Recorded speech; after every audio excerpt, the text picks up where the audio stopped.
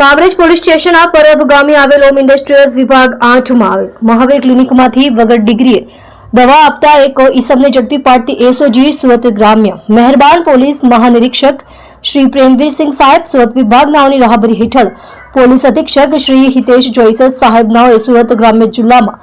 શરીર સંબંધી તથા મિલકત સંબંધી ગુનાઓ શોધી કાઢવા માટે એસઓજી શાખાના પોલીસ ઇન્સ્પેક્ટર નાઓને જરૂરી સૂચના તથા માર્ગદર્શન આપવામાં આવેલ જે અનુસંધાને એસઓજી શાખાના પોલીસ ઇન્સ્પેક્ટર બીજી ઈશરાણી નાઓની સૂચના અને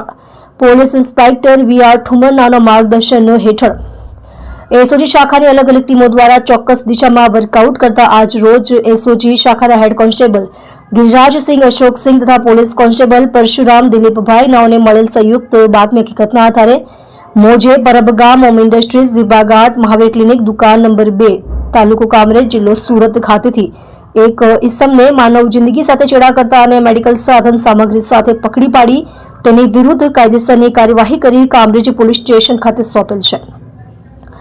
જેમાં આ ગુનાનો આરોપી અજીત કુમાર અખિલેશ મહેતા ઉંમર વર્ષ 26 હાલ રહે પરબગામ ઓમ જીઆઈડીસી વિભાગ 8 બાલાજી મેડિકલ સ્ટોરની બાજુમાં મહાવીર ક્લિનિક દુકાન નંબર 2 તાલુકો કામરેજ જિલ્લો સુરત મૂળ રહે બર્મા ગામ પોસ્ટ અનકુપા થાના કુટુંબા બ્લોક અંબાજી ઔરંગાબાદ બિહાર નાઓને પકડી પાડી તેમની પાસેથી અલગ અલગ મેડિકલ સાધન સામગ્રી તથા દવાઓ મળી કુલ રૂપિયા 18,188 નો મુદ્દામાલ કબજે કરેલ છે।